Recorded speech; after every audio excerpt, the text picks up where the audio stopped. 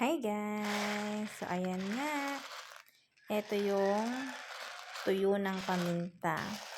Ito yung puro hinog na siya. Yan. Ito yung hinog na hinog. Yan. Bali gagawin na namin tong para gamit at ilalagay sa garapon. Oh, may diba?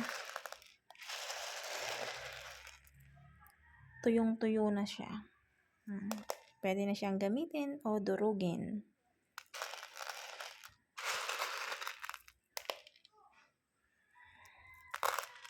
Isasali na to mamaya ni inay sa garapon. Ayan. Dito siya nakalagay. Ayan.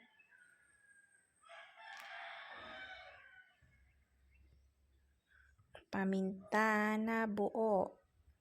Walang halong echos.